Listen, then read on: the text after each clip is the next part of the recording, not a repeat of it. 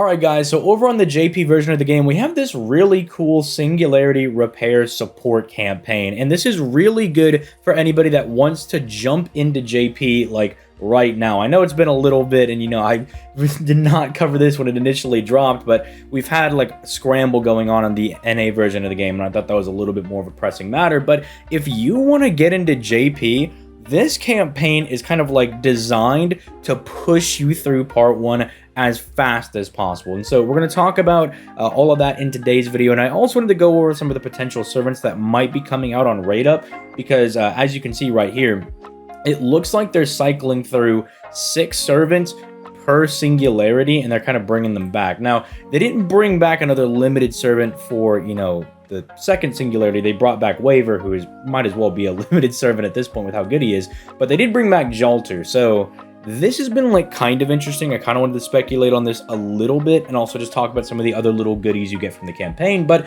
if you have not already, make sure you leave a like on the video and you subscribe to the channel for future daily FGO content. Also, if you want to see your boy play FGO, I do that every single weekday over my Twitch right around 6 p.m. Eastern Standard Time. So all that intro stuff aside, let's talk about the campaign. So before we start speculating on the gacha, right, the goodies, what we are all just addicted to, right? Let's talk about the stuff that actually comes with this. So first and foremost, the main thing that kind of just shoves you through the part 1 is that everything is 0 AP, right? You can literally just tear through the entirety of part 1, which is really good as a new player, right? Because it just means that you're not going to get stopped by not having any AP. Granted, as a new player, you really shouldn't be stopped by that anyway, right? Because you usually are getting so much EXP back from your master EXP that you kind of just level up so much that you're just constantly being flooded in AP. But what this does mean that you can do is, as a new player, you can go farm some dailies and then go back to smashing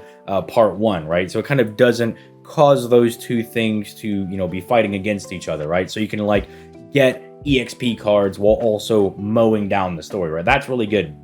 They also are doing the thing that they've been doing for the different Lost Belt campaigns, right? They actually made it so where you can do Jalter's interlude. So if they bring back any other limited servants, then you could assume that they're going to allow you to do that as well, which is just bonus Saint Quartz. They're bringing back the revive cubes basically, and then they're doing a little special login bonus that gives you a couple of extra Saint Quartz. And if you're a new player, you actually have an easier time leveling up some of these servants, right? Which is pretty good, because I think everybody here is mostly pretty decent at this point.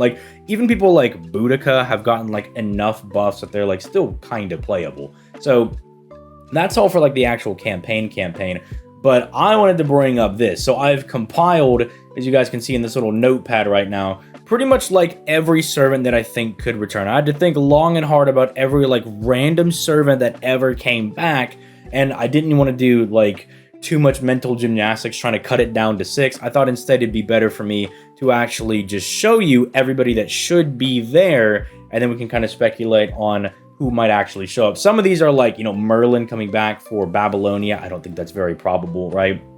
And I also wanted people to keep in mind that their selections might be a little bit odd, because you'll notice that Siegfried's not on the Orleans banner, despite him being pretty important in taking down Fafnir in Orleans, right? And Fafnir was a huge deal that we had to take out. Ignore this, by the way. I was going through literally every single servant, and I was like, bro, where's Kucaster? So ignore that. But you'll notice that their selection, I don't know, seems to be a little bit strange. They've kind of got all the main guys here, right? But it's really weird to see Lancelot in here, because unless you're reading the FGO manga version, Lancelot wasn't as big in Orleans as he was in other depictions of the actual story. So just keep in mind that while there's a lot of people for them to choose from, we can maybe assume that they're just going to have this format of 4 gold servants, right? 2 5s, 2 4s, 2 3s, and we can maybe assume that going forward, with maybe a limited servant being sprinkled in there if they're really trying to actually draw people to summon on the banner, right? So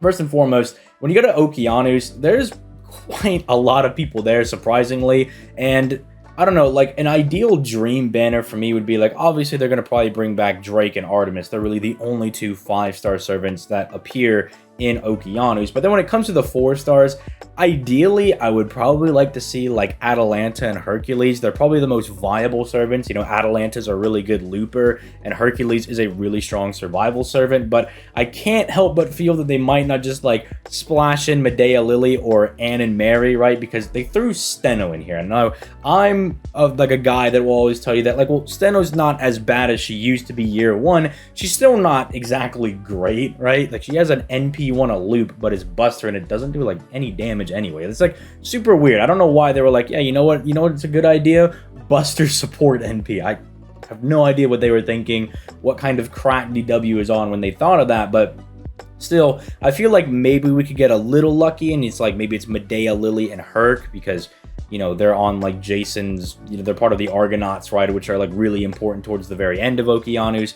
And then as far as like 3s are concerned, I really don't think it matters. None of them are like limited in any way, so I don't think it really matters if they throw like Uriel and David on there. Like, I don't think it really matters, but I think that's kind of what I would like to see for Okianus. London is where you start to get like a little iffy, because I think if they really want to sell the banner, they throw like Lartoria Altar on there, right? Because people are like really like that. Or they throw Tamamo on there, because Tamamo is very similar to Waver in that like she's got like limited servant power, but she's not limited at all. So I think like maybe they take Mordred, Tamamo, throw them up there, throw on like Lancer Artoria, and then the Frankenstein. I think you just throw those on there and boom, you call that a day.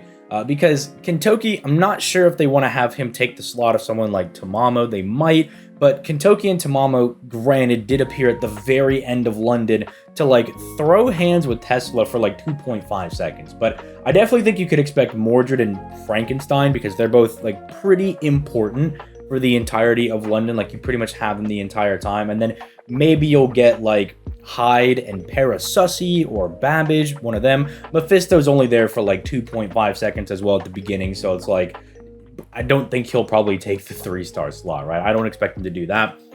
America, this one I have no idea, right?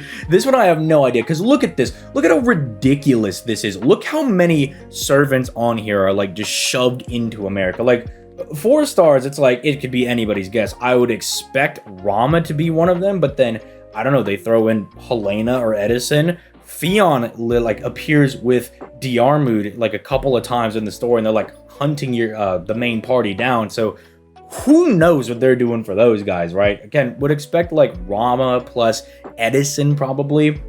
But then look at this nonsense, right? Like, you have Skahawk, Karna, Arjuna, Ku Alter, Nightingale, Maeve, Nero Bride. Like, it's too many, right? Too many. If they want to like sell the banner, they'll probably throw Skahawk on there. But in all reality, like, it should probably be like Ku Alter and Nightingale probably. But then again, it's like, it's really hard to not put Maeve on there, because Maeve is also really important, right? So that's why, like, when I was kind of getting to like this area down here, I was like, dude, how are they going to split this up? Because they could bring back people like Kentoki, they could bring back people like Skahawk, right, and try to sell it with limited servants, but it's just insane, because you could just make 2 banners out of this, bro. You could make 2 banners out of this. You need to go find another random 3-star servant, right? But you could do it, right? There's so many people in there.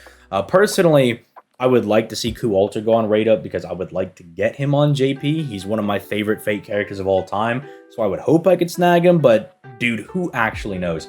Camelot and Babylonia, these two I was like, I don't know if they'd even do them, because Camelot and Babylonia have gotten like 80 different campaigns by themselves, right? So I wouldn't expect them to do these ones, right? But again, it does give you like another chance at like getting some of the Knights of the Round Table. Not really anybody limited on here that you're really going for. Ironically enough, Bedivere would be like really hyped to get, because unless you're summoning on the story banner, you probably don't have Bedivere at NP5, and he's one of those servants you do want to get to NP5. He's a really, really strong 3-star, but then as far as like who's going to be on here, I highly doubt that it's going to be Mordred again, because I think Mordred's slot is for London, right? Because that's where Mordred is like super relevant in the story. I didn't put Hassan on here because I think if they're going to bring back Hassan, it's going to be for Babylonia. So definitely throw in like Lancer Artoria and maybe like Ozymandias, then like Lancelot and Gawain. That's probably what you do, right? Like for your gold servants, probably something along those lines. And then Babylonia.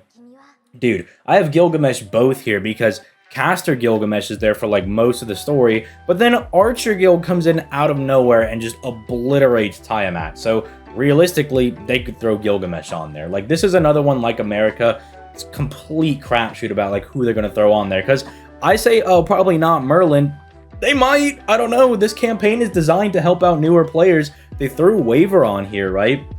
What's to say that they don't throw Merlin on a banner to be like, oh yeah, if you're a newer player, here's a chance for you to get Merlin, right? These banners are only going to be up for a couple of days anyway, right? Like, they don't have like these long periods that they sit there. And so that's kind of in line with how they treat people like Castoria, you know, their Merlins, Koyanskaya, like these like really big deal Giga supports. They typically only put them on rate up for a couple of days, right? Because they're insanely good, right?